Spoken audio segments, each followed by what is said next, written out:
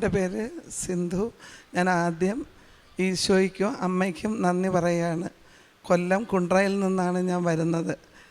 2000 ഞാനിവിടെ വന്ന് ഈ കൃപാസനത്തെക്കുറിച്ച് കേട്ട് പ്രാർത്ഥിച്ച് പോയതാണ്. അന്ന് ഞാൻ ഉടമ്പടി എടുത്തിട്ടില്ലായിരുന്നു. കാരണം ഒരുപാട് ജനങ്ങളുള്ളത് കൊണ്ട് എനിക്ക് ഉടമ്പടി എടുക്കാൻ പറ്റിയില്ല. അങ്ങനെ ഞാൻ എൻ്റെ അമ്മയോട് പറഞ്ഞ് എന്നെ എന്ന് ഉടമ്പടി എടുക്കാൻ അമ്മ വിളിക്കുന്നോ അന്ന് ഞാൻ വരാം എന്നും പറഞ്ഞാൽ പോയത്. പക്ഷേ 2025 19-ാം തീയതി ഞാനിവിടെ വന്ന് ഉടമ്പടി എടുത്ത്.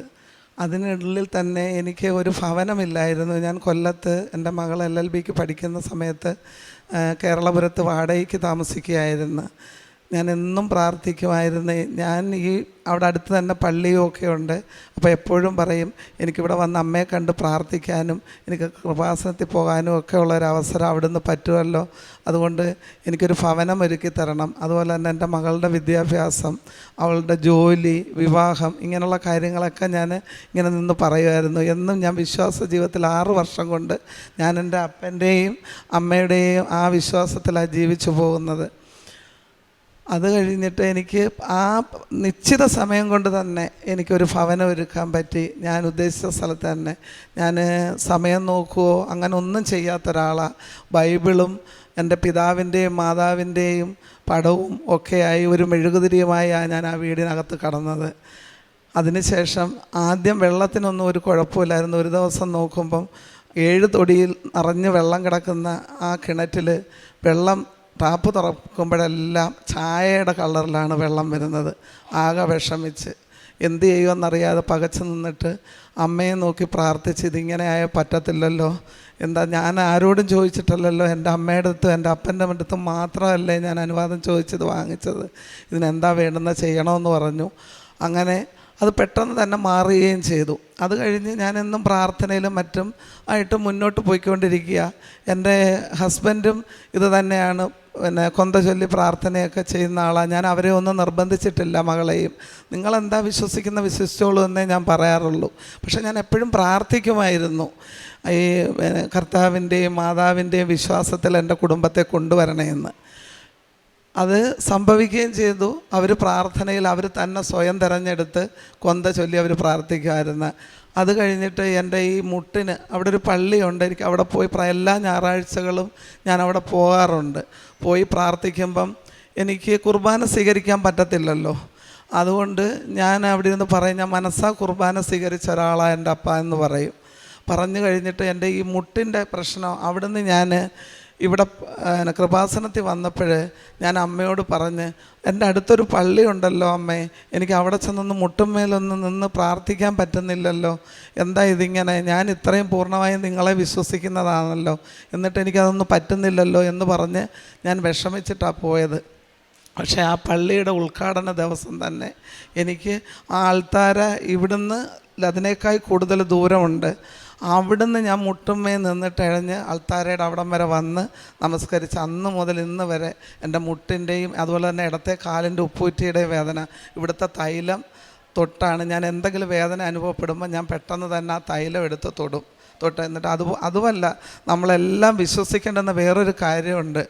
അമ്മയെ എനിക്കൊരു കന്യാസ്ത്രീ അമ്മയാണ് ഈ മാതാവിൻ്റെ പടം ആദ്യമായി എനിക്ക് തരുന്നത്. അതെൻ്റെ ഈ വീടിനകത്ത് ഞാൻ വെച്ചിട്ടുണ്ട് കർത്താവിൻ്റെ കൂടെ. ഞാൻ അതിൽ നോക്കി പ്രാർത്ഥിച്ച് കഴിഞ്ഞ് പിന്നെ ഇവിടെ വന്ന് ഉടമ്പടി എടുത്തപ്പോഴും എനിക്ക് ഇവിടെ നിന്നും കിട്ടി. എപ്പോഴും എൻ്റെ കയ്യിൽ തന്നെ കാണും അത്. അപ്പോൾ ഞാനിങ്ങനെ എന്നും വിശ്വാസത്തിൽ പ്രാർത്ഥിക്കുകയും വിശ്വാസ പ്രമാണം ചൊല്ലി പ്രാർത്ഥിക്കുകയും ഒക്കെ ചെയ്യും. അതുപോലെ ഈ ഭവനം ഒരുക്കിയത് ഒരു വലിയ പുരേടമായിരുന്നത് പല ഭാഗങ്ങളായി പലരും വാങ്ങിച്ച്. പക്ഷേ എനിക്ക് പറയേണ്ടുന്ന ചെറിയ ചെറിയ കാര്യങ്ങളാണെങ്കിൽ പോലും എൻ്റെ ആ ഭവനത്തിൽ വന്നു കയറുന്ന എല്ലാവരും പറയുന്ന ഒരു കാര്യമുണ്ട്, എന്തൊരു പോസിറ്റീവ് എനർജിയായി ഈ ഭവനത്തിന് എന്ന് ചോദിക്കും ആര് വന്നാലും. കാരണം അപ്പം ഞാൻ പറയും, എൻ്റെ കൃപയല്ല, എൻ്റെ അപ്പൻ്റെ അമ്മയുടെയും വാസമായി ഇവിടെ ഉള്ളത്. ഞാൻ എപ്പോഴും പ്രാർത്ഥിക്കുമ്പോൾ ഒരു കാര്യം പറയാറുണ്ട്, തമ്പുരാനെ എൻ്റെ അമ്മേ, ഞാൻ വെറും ഒരു വാടകക്കാരി മാത്രമാണ്. ഇത് എൻ്റെ അപ്പൻ്റെ അമ്മയുടെയും ഭവനമാണ്. ഇവിടെ എന്ത് നടക്കണം എന്ത് നടക്കണ്ടെന്ന് എൻ്റെ അപ്പനും അമ്മയും തീരുമാനിക്കേണ്ടതെന്ന് ഞാൻ പറയാറുണ്ട്.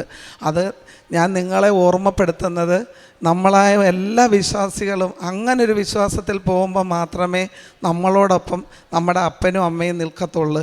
എന്ത് കിട്ടും ഏത് കിട്ടും എന്നല്ല ആദ്യം നമ്മൾ ചിന്തിക്കേണ്ടുന്നത്. നമ്മൾ അവരെ സ്നേഹിച്ച് അവരോടൊപ്പം കൂടി നടന്നാൽ നമ്മൾ എന്ത് ചോദിക്കേണ്ട, നമ്മുടെ ആവശ്യങ്ങളെല്ലാം അവർക്ക് അറിയാൻ പറ്റും, നമ്മളൊന്നും പറയണ്ട. പക്ഷേ എന്നാലും അതിലുപരി മനുഷ്യനായതുകൊണ്ട് ചോദിച്ചു പോകും. നമ്മൾ ചോദിക്കുമ്പം നമുക്ക് കറക്റ്റായിട്ട് സമയബന്ധിതമായി തന്നെ നമുക്കത് കാര്യങ്ങൾ സാധിച്ചു തരും. എന്നിട്ട് ഞാൻ മിക്കവാറും കേൾക്കുന്ന ഒരു കാര്യമുണ്ട്, അത് ഇതിൻ്റെ ഇടയ്ക്ക് ഞാൻ പറയുക. എല്ലാവരും ചോദിക്കുക എത്രാമത്തെ ഉടമ്പടി എടുത്തപ്പോഴാ കാര്യം നടന്നതെന്ന്. അപ്പം ഞാൻ പറയാം, അങ്ങനല്ല ചിന്തിക്കേണ്ടുന്നത്. എത്രാമത്തെ ഉടമ്പടിയിലാണെന്നല്ല, അപ്പൻ്റെ അമ്മയോടും ചേർന്ന് നിൽക്കുമ്പോൾ ഇന്നും എന്നോടൊരാൾ ചോദിച്ചു ഇവിടെ വന്നപ്പോൾ. പക്ഷേ എൻ്റെ മകൾക്ക് ജോലിയുടെ സമയമായി, ഞാൻ ചോദിച്ചതുപോലെ തന്നെ ജോലി തന്നു. അത്രമാത്രം നമ്മൾ അടുത്ത് നിൽക്കുന്നത് കൊണ്ടാണ്. അതുപോലെ ഞാൻ വാഹനം ഓടിക്കുന്ന ആളാണ്. പല പ്രാവശ്യവും നാഷണൽ പെർമിറ്റ് വണ്ടി എന്ന് വെച്ചാൽ പറഞ്ഞുകൂടാ, എന്നാലും എനിക്കൊരു ഇത്തിരി സ്പീഡ് കൂടുതലുള്ള ആളാണ്. ഒരു റേസിംഗ് എഡീഷൻ വണ്ടി എൻ്റെ കയ്യിലിരിക്കുന്നത്. അതുമായിട്ട് നല്ല സ്പീഡിൽ പോകുന്നുണ്ട് ഞാൻ. എന്നാലും നിയമങ്ങൾ പാലിച്ച് തന്നെയാണ് സഞ്ചരിക്കാറുള്ളത്. എത്രയോ പ്രാവശ്യം എന്നെ ആ അപകടങ്ങളിൽ നിന്ന് തട്ടിത്തെറിപ്പിച്ച് പോകുന്നപോലെ തോന്നും. പക്ഷേ ഞാൻ പെട്ടെന്ന് ഒരു നിമിഷം കണ്ണൊന്നടയ്ക്കും, പിന്നെ കാണുന്നത് എന്നെ ആരോ എടുത്തു മാറ്റി നിർത്തിയതുപോലെ എനിക്ക് തോന്നുന്നു. അപ്പോൾ എൻ്റെ ശരീരത്തിനൊരു കുളിരനുഭവപ്പെടും. അത് ഞാൻ ഒരുപാട് പ്രാവശ്യം അനുഭവിച്ചറിഞ്ഞ ആളാണ്. നമ്മൾ ദൈവത്തിനെ തേടിയാൽ, നമ്മുടെ അപ്പനെയും അമ്മയും തേടിയാൽ തീർച്ചയായിട്ടും നമുക്ക് കിട്ടും. അതിന് അവരെ തേടണം ആദ്യം, പിന്നെ നമ്മുടെ ആവശ്യങ്ങൾ പറയാവൂ നമ്മൾ. ഞാനതെൻ്റെ അനുഭവത്തിലൂടെ എൻ്റെ സഹോദരങ്ങൾക്ക് ഞാൻ പറഞ്ഞു തരുന്നതാണ്. അതുകൊണ്ട് അത് കഴിഞ്ഞിട്ട് ഈ അടുത്ത സമയത്ത്, ഈ കഴിഞ്ഞ മാസം പെരുമ്പുഴയിൽ നിന്ന് ഞാൻ മകളെ കൊല്ലത്ത് വിട്ടിട്ട് തിരിച്ച് ഓടി വരുമ്പം 3 മുക്കിൽ നിന്ന് ഒരു വലിയ ബസ് വന്നിട്ട്, അഷ്ടമുടി ബസ് വന്ന് തിരിഞ്ഞു വരുന്നത്, പുറവിൽ ഞങ്ങൾ കുറേ പേര് നിൽക്കുക. അവർ പുറവിൽ ആളിനെ നോക്കാതെ വണ്ടി പുറകോട്ടിങ്ങെടുത്ത്. അപ്പോഴത്തേന് എൻ്റെ അമ്മ എന്നോട് പറഞ്ഞ്, നീ വണ്ടി വിട്ടിട്ട് ചാടുന്ന എന്നോട് പറഞ്ഞു. എനിക്ക് പറയുമ്പം തന്നെ ഒരു വല്ലാത്ത അനുഭവമാണ്. ഒരു പെൺപിള്ളേർക്കും അങ്ങനെ തോന്നാൻ പറ്റത്തില്ല. കാരണം എന്ന് പറഞ്ഞാൽ പെട്ടെന്നില്ലേ, ആൺപിള്ളേർ ചെയ്യുന്ന പോലെ തന്നെ എനിക്ക് വണ്ടി തള്ളിയിട്ടിട്ട് ഞാനങ്ങ് ചാടി മാറുമായിരുന്നു. അവിടെ നിന്ന് ജനങ്ങൾ മുഴുവൻ അവരെ വഴക്ക് നോക്കുമ്പം എനിക്കതന്നേരം ഒന്ന് ഫോട്ടോ എടുക്കാൻ പറ്റിയില്ലല്ലോ എനിക്ക് പറയുമ്പം തന്നെ ഇപ്പോൾ തന്നെ ഒരു വല്ലാത്ത അനുഭവം ഉണ്ടാകുന്നുണ്ട്.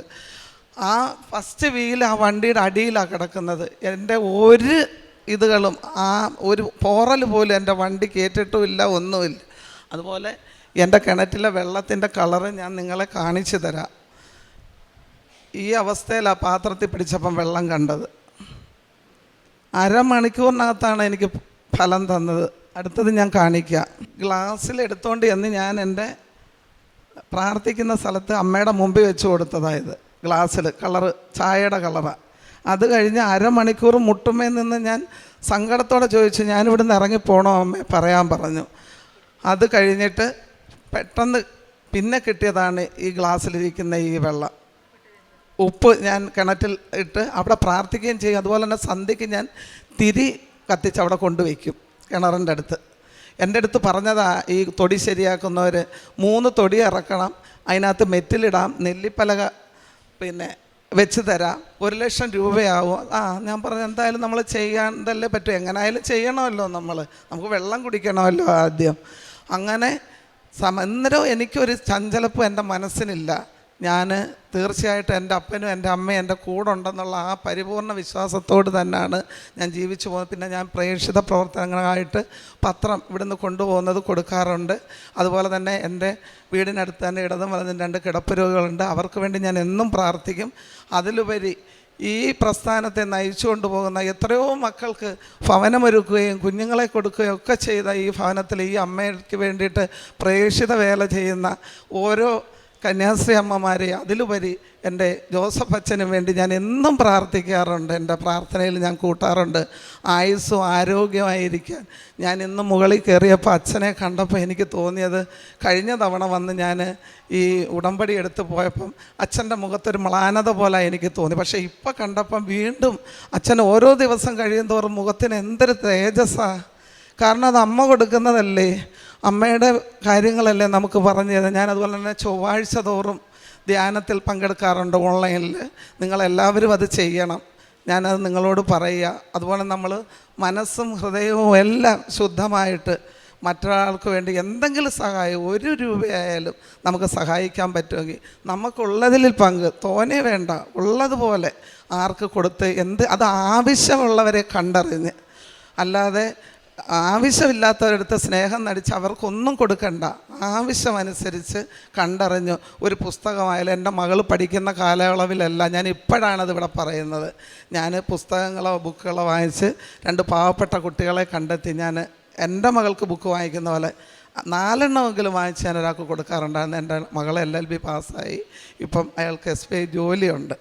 അതുകൊണ്ടാണ് ഞാൻ നിങ്ങളോട് എല്ലാവരോടും ഇങ്ങനെയുള്ള കാര്യങ്ങൾ പറയും. പിന്നെ അതുപോലെ തന്നെ നമ്മൾ അച്ഛൻ പറയുന്നതെല്ലാം ശ്രദ്ധയോടെ കേട്ട് നമ്മളെല്ലാം പാലിച്ച് നമ്മൾ ദൈവത്തോടടുത്ത് നിന്നാൽ നമുക്ക് എല്ലാ അനുഗ്രഹങ്ങളും അമ്മയുടെ അപ്പൻ്റെ ഉണ്ടാവും. എനിക്ക് ഒരു കോടാനുകോടി നന്ദി ഞാൻ പറയാം. എന്നെ ഞാൻ ഒന്നുകൂടെ പറയാം, എൻ്റെ വണ്ടിയിൽ കിടക്കുന്ന കീ ചെയിൻ എന്ന് പറയുന്നത് ഞാൻ 2 വർഷം ജപമാല ചൊല്ലി പ്രാർത്ഥിച്ച കൊന്തയാണ് ഞാൻ കീ ചെയിനായിട്ട് ഉപയോഗിക്കുന്നത്. മറ്റൊരു കീ ചെയിനും ഞാൻ എൻ്റെ ചാവിയിലിടാറില്ല. എൻ്റെ വിശ്വാസമാത്. എന്നെ എപ്പോഴും കൈത്താങ്ങിക്കൊണ്ടിരിക്കുന്ന എൻ്റെ അമ്മയ്ക്കും എൻ്റെ അപ്പനും കോടാനുകോടി നന്ദി പറയുന്നു. ആത്മീയ ജീവിതം ഞാൻ അന്ന് മുതലേ തന്നെ ഇനി മുന്നോട്ടുള്ള ജീവിതത്തിലും ബൈബിള് ഞാൻ കൊന്ത വായിക്കാറുണ്ട്. ബൈബിളാണ് എൻ്റെ വീട്ടിൽ തുറന്ന് വെച്ചിരിക്കുന്നത്. ഞാൻ മാതാവിൻ്റെ മുമ്പിൽ, കർത്താവിൻ്റെ മുമ്പിലും അതെടുത്ത് എനിക്കിപ്പോൾ കണ്ണിനൊരു ചെറിയ പ്രശ്നമുണ്ട്, ഡോക്ടറെ ഒന്ന് കണ്ട്. അപ്പോൾ വലിയ കുഴപ്പമില്ല. അപ്പോഴും ഞാൻ പ്രാർത്ഥിച്ച് എന്തെങ്കിലും വലിയ കാര്യങ്ങളാണ്. എന്നാലും എനിക്ക് ഒരിക്കലും എനിക്കൊരു ഡൗട്ട് തോന്നാറില്ല ഏത് കാര്യത്തിനും. എൻ്റെ വിശ്വാസം എൻ്റെ അപ്പനും അമ്മയും അത് സഹായിച്ചു തന്നുള്ളൂ, അവരുടെ ജോലിയാണത് എന്നാണ് ഞാൻ പറയുന്നത്. അല്ലാതെ ഞാൻ സംശയത്തെ ഒന്നിനെയും കാണത്തില്ല. അതാണ് എൻ്റെ ഏറ്റവും വലിയ ഒരു വിജയമെന്ന് ഞാൻ കരുതുന്നത്. അതെൻ്റെ അല്ല, എൻ്റെ അപ്പൻ്റെ അമ്മയുടെയും ആ ധൈര്യം എന്നിലേക്ക് അവർ തന്നിരിക്കുന്നതാണ്. ഞാനത് നിങ്ങളോടും പറയുന്നത് അത് തന്നെ ഉള്ളൂ. ഈ പ്രസ്ഥാനം ഇനി അടുത്ത തലമുറകളിലേക്കും, ഇനി നമ്മുടെ മക്കളും കൊച്ചുമക്കളും ഇനി വരുന്ന തലമുറകളിലേക്കും ഇങ്ങനെ ഒരു കാര്യം ഉണ്ടാകാനും ഇവിടുന്ന് വന്ന് പ്രാർത്ഥിക്കാനും, അതുപോലെ തന്നെ ഇനി ഈ ലോകത്തിൽ ക്രിസ്തുവിൻ്റെ മഹത്വം എന്താണെന്നറിയുവാനും ഒക്കെ ദൈവം നമ്മളെ ഓരോരുത്തരെയും നമ്മുടെ കാലങ്ങൾ കടന്നു പോകുമ്പോൾ മറ്റുള്ളവരിലേക്കും അതുണ്ടാകാൻ ഞാൻ ദൈവത്തോട് 1000 പ്രാർത്ഥനയോടുകൂടി എൻ്റെ ആത്മീയ ജീവിതവും എൻ്റെ കുടുംബജീവിതവും ഞാൻ മുന്നോട്ട് കൊണ്ടുപോവുക. അതുപോലെ തന്നെ എൻ്റെ കുടുംബനാഥൻ നല്ല ആളായിരുന്നു. 3 വർഷമായി, സെപ്റ്റംബർ 13 3 വർഷമായി ദൈവസന്നിധിയിലേക്ക് പോയിട്ട്. പക്ഷേ ഞാൻ ഒരുപാട് ഡിപ്രസ്ഡ് ആയിരുന്നു. പക്ഷേ ഈ ഒരു വിശ്വാസമുള്ളത് കൊണ്ടാണ് ഞാൻ ഇന്ന് ഇവിടെ നിന്ന് നിങ്ങളോട് എനിക്ക് സംസാരിക്കാൻ പറ്റുന്നത്. കാരണം അത്ര നല്ലൊരു കുടുംബജീവിതമായ എനിക്ക് തന്നത് തമ്പുരാൻ. പക്ഷേ ജീവിച്ച കാലയളവെല്ലാം എങ്ങനെ ജീവിച്ചു എന്നുള്ളതിലാണ് പ്രധാനം. അല്ലാതെ എന്തിനു വേണ്ടി ജീവിച്ചു എന്നല്ല, നമ്മളെങ്ങനെ ജീവിച്ചു എന്നുള്ളതാണ്. അതിൽ നിന്നെല്ലാം എനിക്ക് ഒരുപാട് കൃപയും നന്ദിയും. ഞാൻ എപ്പോഴും ഇതിൽ ഞാൻ പറയാറുണ്ട്, എനിക്കത് പറയാൻ പറ്റുമെന്ന് അറിഞ്ഞൂടാ. എനിക്കൊരു ക്രിസ്ത്യാനിയായി ജനിക്കാൻ പറ്റാത്തതിൽ ഞാൻ സത്യമായിട്ടും പറയുക. അതിന് എന്ത് പ്രശ്നമായാലും എനിക്ക് ഒരു ക്രിസ്ത്യാനിയായി ജനിക്കാനും പറ്റില്ല, മാമോദിസ സ്വീകരിക്കാനും പറ്റിയില്ല, ജ്ഞാനസ്നാനം ചെയ്യാനും പറ്റിയില്ലെന്നുള്ള ഒരു മനോവേദന എനിക്ക് എന്നും ഉണ്ട്.